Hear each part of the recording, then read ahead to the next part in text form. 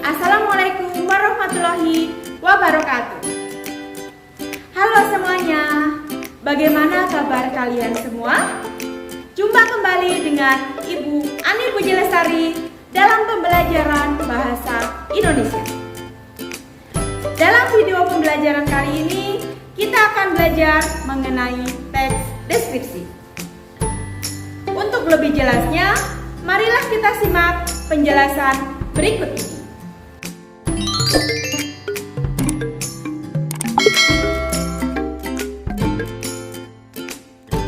Apakah kalian pernah menggambarkan suatu objek?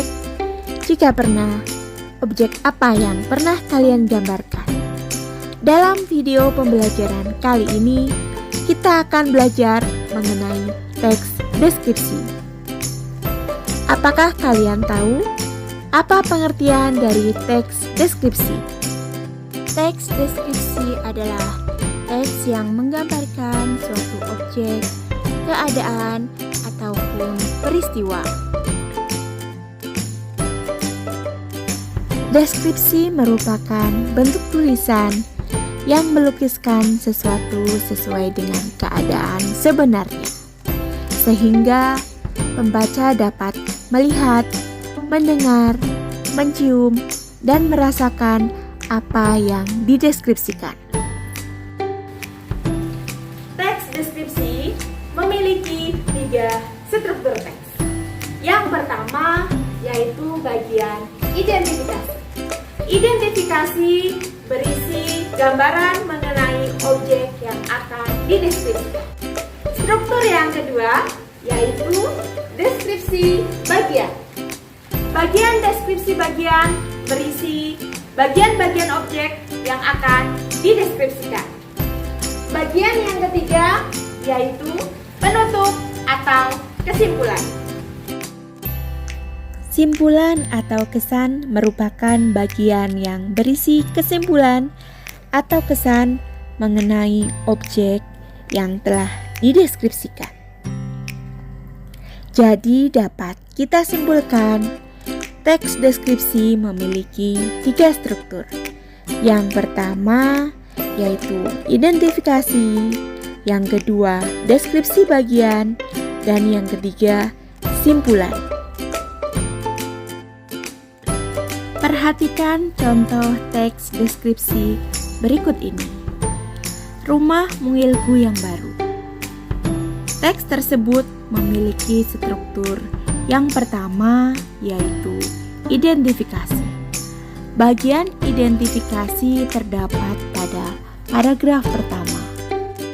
Identifikasi merupakan bagian awal dari teks deskripsi yang berisi pengenalan objek yang akan dideskripsikan. Pada teks tersebut, bagian identifikasi memaparkan tentang rumah milikku.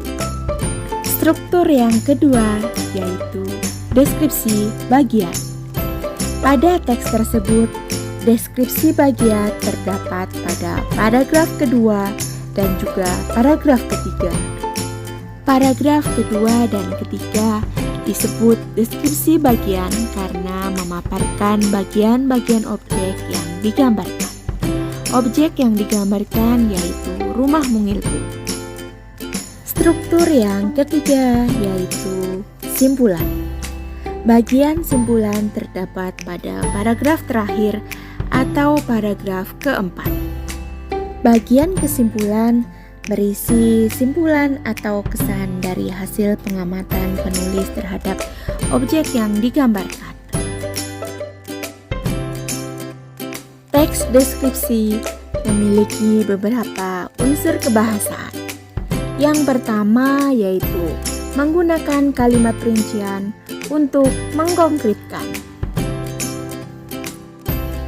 Kalimat perincian merupakan kalimat yang di dalamnya mengandung penjelasan atau uraian sampai ke bagian yang paling sederhana.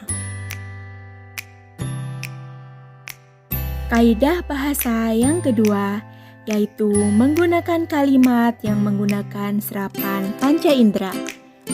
Kalimat serapan panca indera adalah kalimat yang mengandung sesuatu yang diterima dengan indera seperti indera penglihatan, pendengaran, penciuman, rasa, dan pengecap. Contoh kalimat yang menggunakan serapan panca indera. Debur ombak terdengar berirama. Kalimat tersebut menggunakan indera pendengaran. Kaidah bahasa yang ketiga, yaitu menggunakan kata dasar KPTS. Kata dasar yang diawali dengan huruf K, P, T, dan S, dan huruf kedua vokal jika mendapatkan awalan men, maka akan luluh. Contohnya, men ditambah pesona menjadi memesona.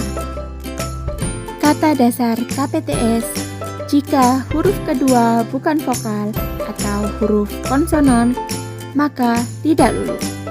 Contohnya, men ditambah produksi menjadi memproduksi. Huruf P pada kata memproduksi tidak luluh karena huruf kedua bukan vokal atau huruf konsonan. Kaidah bahasa yang keempat, yaitu menggunakan sinonim. Sinonim adalah persamaan kata. Contohnya, mengherankan sama dengan mengagumkan, indah sama dengan elok. Kaidah bahasa yang kelima, yaitu menggunakan kata depan. Biasanya dalam teks deskripsi, kata depan yang digunakan adalah di, dari, dan ke. Dalam penulisan kata depan biasanya menggunakan spasi. Kaidah bahasa yang keenam, yaitu menggunakan kata khusus. Kata umum adalah kata yang memiliki makna lebih luas, sedangkan kata khusus merupakan kata yang memiliki makna lebih sempit. Contohnya, melihat merupakan kata umum, sedangkan menonton, menyaksikan, memandang, dan mengamati merupakan kata khusus.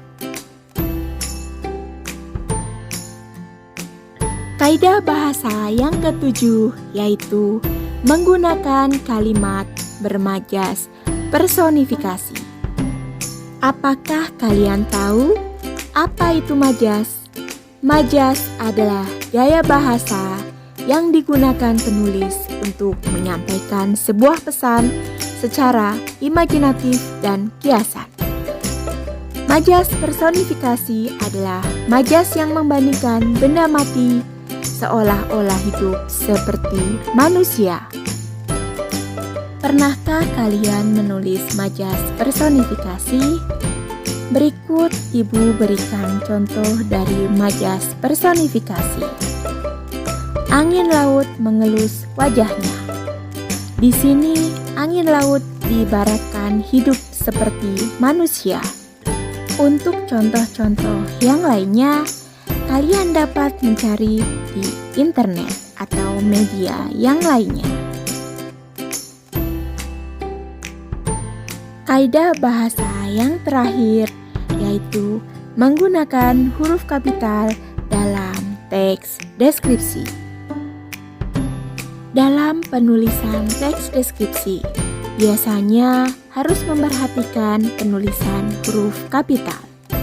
Huruf kapital biasanya ditulis untuk penulisan pada judul, awal kalimat, nama orang, ataupun nama geografi dalam teks deskripsi. Contoh penulisan huruf kapital pada teks deskripsi. Contoh yang pertama yaitu dalam penulisan nama tempat. Misalnya di Lombok. Kata depan di ditulis menggunakan huruf kecil karena merupakan kata depan. Sedangkan Lombok diawali dengan huruf kapital karena merupakan nama kota. Begitupun dengan kata di Toraja.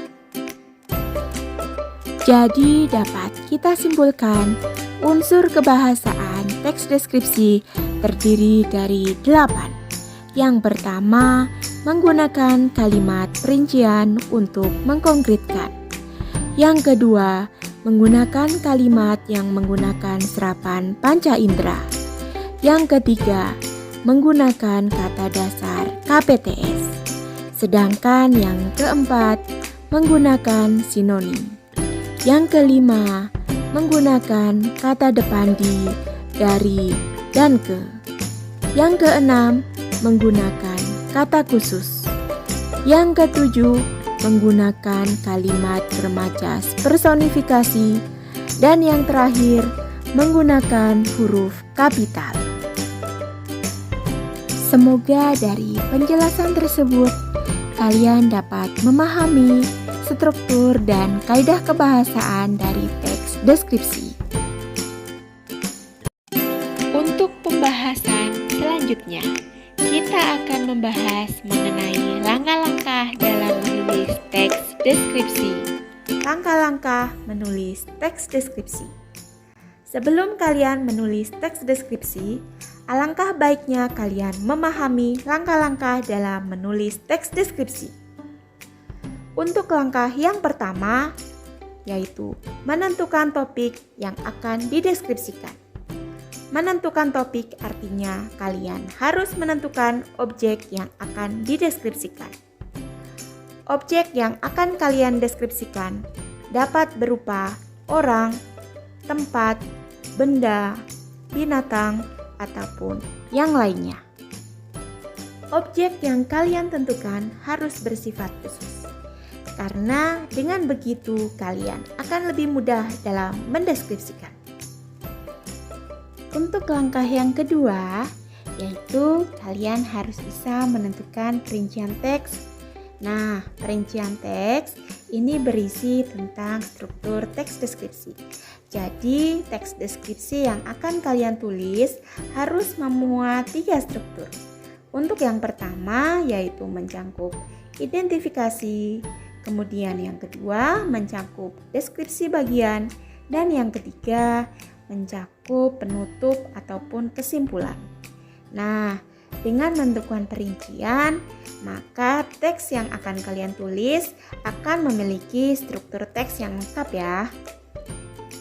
Langkah yang ketiga yaitu menyusun perincian objek ke dalam pola yang sistematis. Dalam menyusun perincian objek, kalian dapat merinci objek berdasarkan bagian-bagian dari tempatnya, kemudian urutan waktu. Dengan begitu, maka kalian akan lebih mudah mendeskripsikan bagian-bagian objek yang akan kalian deskripsikan. Langkah yang keempat yaitu mengembangkan perincian objek menjadi teks deskripsi yang padu dan juga utuh.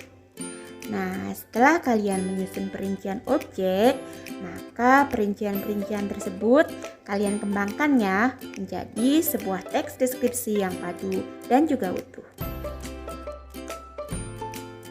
Setelah kalian mengembangkan perincian objek, maka langkah terakhir yang harus kalian lakukan adalah menyunting teks. Menyunting teks deskripsi bertujuan agar kalian terhindar dari kesalahan-kesalahan yang ada. Misalnya kesalahan dari segi isi maupun kesalahan dari tata bahasa. Dengan begitu, kalian akan menyusun teks deskripsi sesuai dengan struktur teks dan juga kaidah bahasa. Dari penjelasan tersebut, apakah kalian sudah paham mengenai langkah-langkah menulis teks deskripsi? Jika sudah, marilah kita menulis teks deskripsi berdasarkan gambar yang akan Ibu bagikan. Untuk langkah yang pertama, amatilah gambar yang Ibu bagikan. Kemudian langkah yang kedua, urutkan gambar tersebut. Kemudian langkah yang ketiga, buatlah kata-kata kunci pada setiap gambar. Kemudian langkah yang selanjutnya yaitu kembangkan kata-kata kunci agar menjadi teks deskripsi.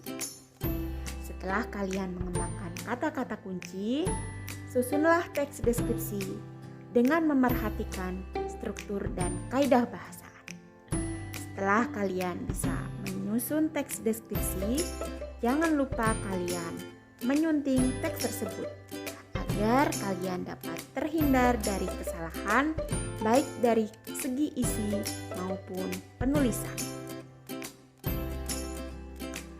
Demikianlah penjelasan mengenai langkah-langkah dalam menulis teks deskripsi. Semoga dari penjelasan tersebut kalian dapat menyusun teks deskripsi berdasarkan struktur dan kaidah kebahasaan.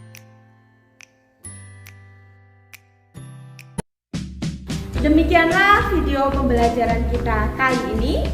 Sampai berjumpa kembali pada video pembelajaran berikutnya. Wassalamualaikum warahmatullahi wabarakatuh. Sampai jumpa.